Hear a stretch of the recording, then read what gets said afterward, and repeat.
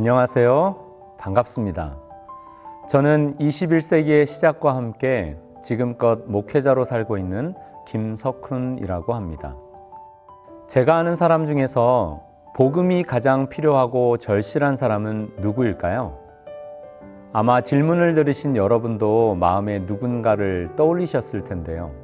저에게 그 대상은 바로 김석훈, 저 자신입니다. 그래서 제 설교는 누구보다 먼저 저 자신을 향합니다.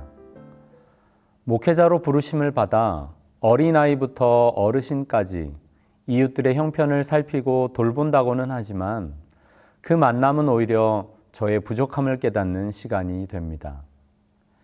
그때마다 제가 할 수 있는 일은 하나님의 말씀을 붙드는 것뿐입니다.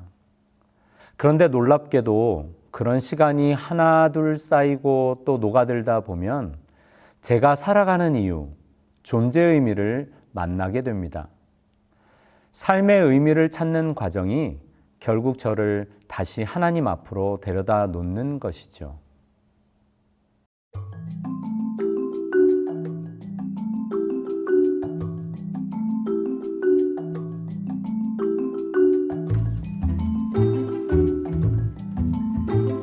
인생의 의미보다는 그 의미를 찾아야 할 이유가 질문이군요.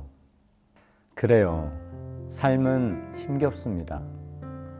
때론 신체나 정신의 문제와 더불어 환경 문제까지 온통 둘러싸여 있는 것만 같습니다.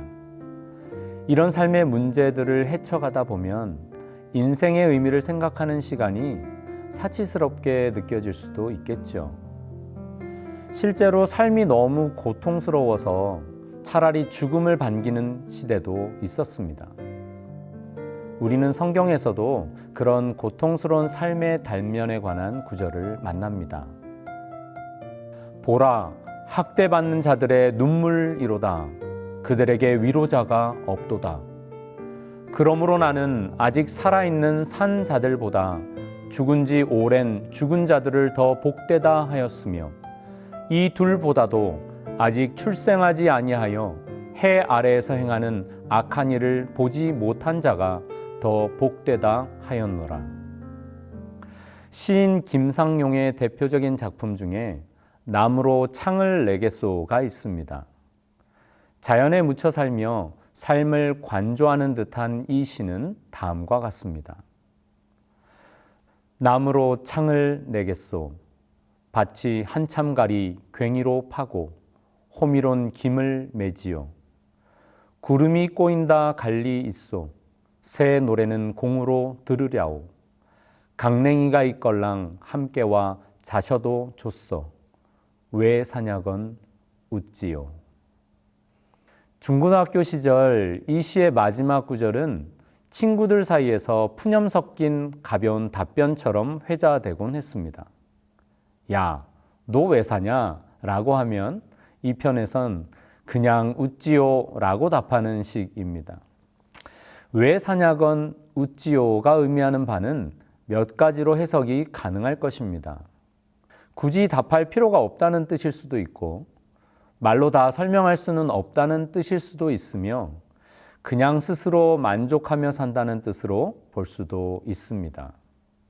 사실 시인은 중국 200의 명시 산중문답의 표현을 빌려왔는데요. 삶의 의미를 묻는 질문에 잔잔한 웃음으로 답하는 모습입니다.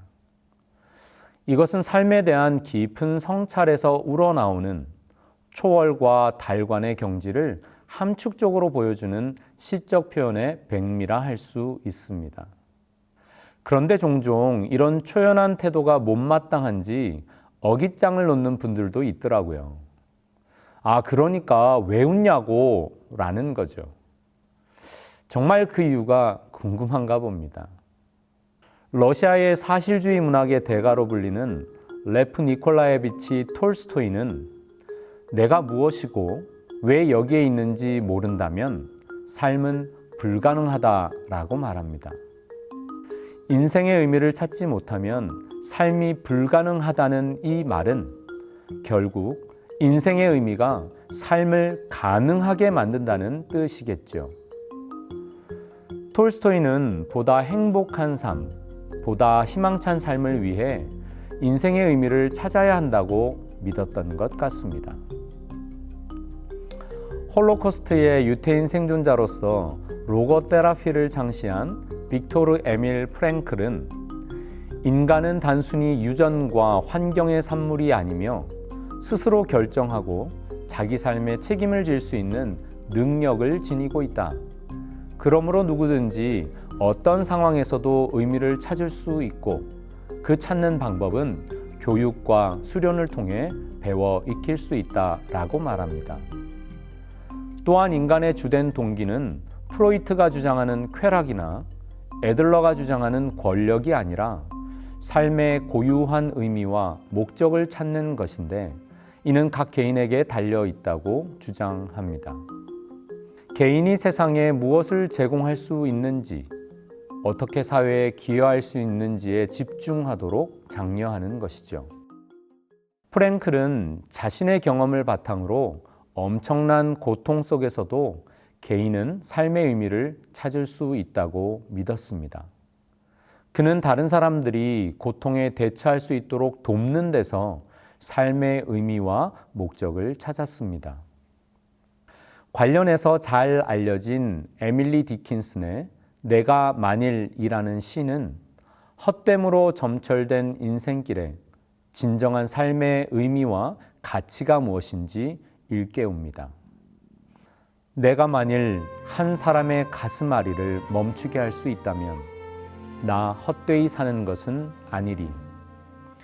내가 만일 누군가의 아픔을 쓰다듬어 줄 수 있다면 혹은 고통 하나를 가라앉힐 수 있다면 혹은 기진맥진한 울새 한 마리를 둥지로 되돌아가게 할 수 있다면 나 헛되이 사는 것은 아니리.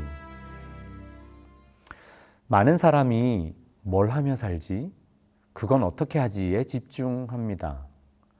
온라인 영상 컨텐츠 조회수를 높이는 영상 제목 달기 꿀팁 중에 뭐뭐 하는 법이 늘 상위를 자리매김하는 것도 이를 방증하는 것이겠죠. 하지만 why, 즉 왜 살아야 하는지에 대한 답, 삶의 이유, 인생의 의미가 없다면 어떻게 사는지도 무의미해집니다.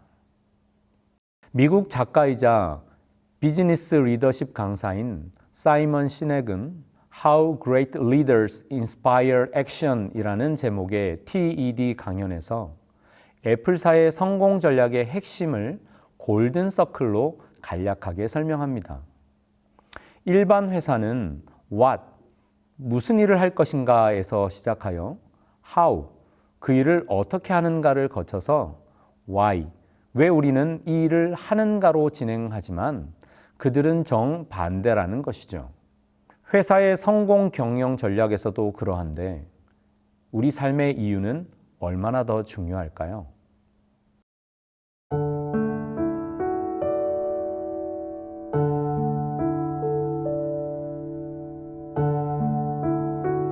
인생의 의미를 찾는 것은 인간이기에 할 수 있는 특권입니다. 그 과정에서 하나님과의 관계 속에 참된 평안과 만족을 경험하게 됩니다. 앞서 살펴본 이들에게도 그러했듯이 인생의 의미를 깊이 사유하며 그 답을 찾는 여정은 여러분의 삶을 더 가치 있고 행복하게 만드는 출발점이 될 것입니다.